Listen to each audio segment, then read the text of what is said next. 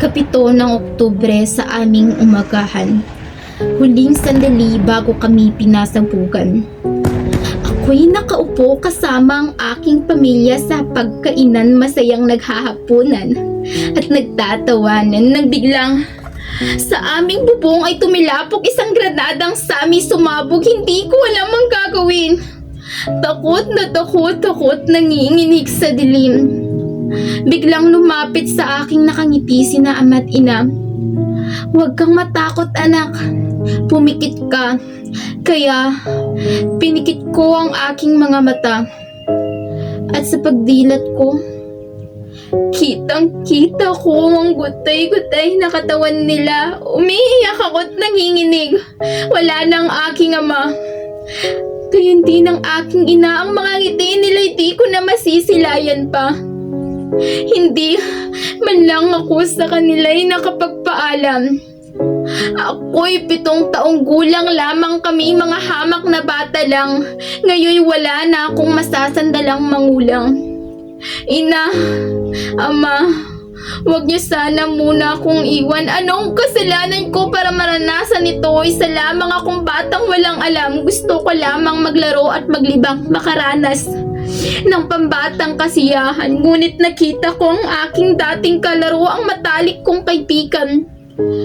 Gusot-gusot ang kanyang katawan, ang kanyang ulo ay sumabog at ang kanyang utak ay nakakalat sa daan.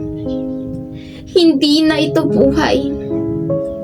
Dahil hindi ko na alam paano mabuhay.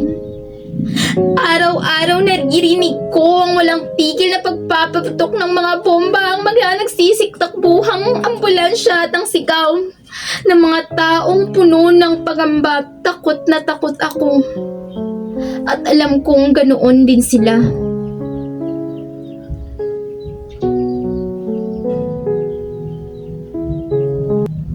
Ako si Dalia. Ako ay anak ng Gaza.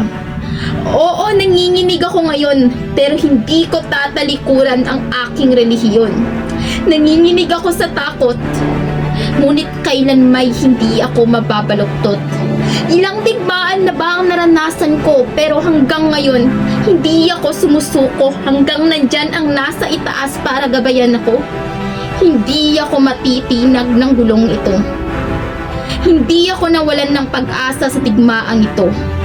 Bagkus, mas lalo akong pinalakas nito. Titindig ako't lalaban.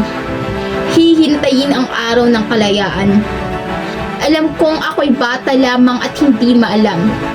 Ngunit naniniwala ako, sa ngalan ng Allah, ang digmaang ito, isang araw ay kanyang wawakasan. Muli, ako si Dalia at ako ay anak ng Gaza.